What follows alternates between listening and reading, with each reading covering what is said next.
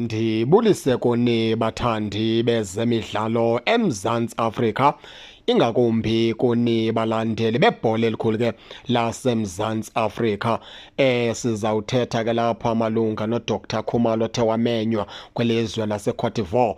Okubalulekileyo into yobana kuDr Khumalo njengoba emenyukela lizwe laseCote d'Ivoire uyomela neqela ke leKaizer Chiefs. Ulimela kanjani na iqela leKaizer Chiefs? Ulimela ngento yokubana ke wenza ubudlelwano obuhle phakathi kwelizwe laseCote d'Ivoire kunye neqela leKaizer Chiefs.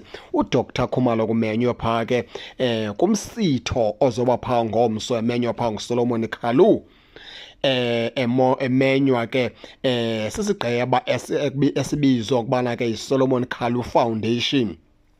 Kuzawudlalwa umdlalo welegend ke phaa, iitim zimbini, yitim kaSolomon Kalou netim kaDidier Drogba. Babedlalela iChelsea bobabini abafana abadala ziilegends apha eCote d'Ivoire. uDr Khumalo kuthiwa kuzawuncedisa itim kaDidier Drogba phaa ngomso. Lo mdlalo uqala phaa ngo-4 o'clock emalanga ngexesha lalapha ke eMzantsi Afrika.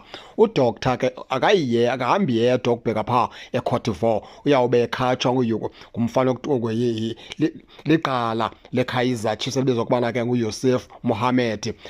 Njengoba ke emkhapha kuYusuf Mohammed ngucoordinator ke welegend zeqela leKaizer Chiefs, lo Yusuf Mohammed. Bahamba bobabini kubheka phaa eCote d'Ivoire.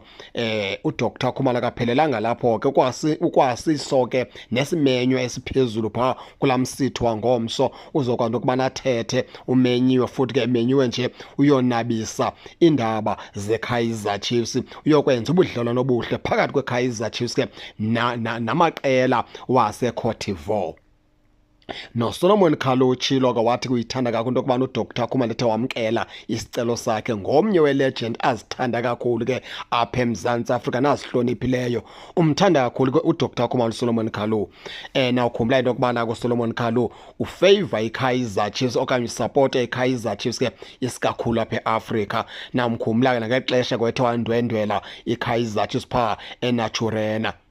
noJessica Mutaunga ongu-marketing director weqela leKaizer Chiefs uthe xa ebuzwa ikhankanya into yethu uvuya kakhulu into yokubana ke uDr Khumalo amenywe phaa, ngoba eyona nto ibalulekileyo uDr phaa uyomaketha iKaizer Chiefs ngelipheleleyo. Eyona nto ibalulekileyo phaa uyokwenza umsebenzi weKaizer Chiefs njengoba ilegend yeKaizer Chiefs. Uphume ke isimemo sesithi kumenywe iKaizer Chiefs phaa, kwamenywa noDr Khumalo oweKaizer Chiefs. Kusho ukuthi ke phaya uDr uyomela iKaizer Chiefs.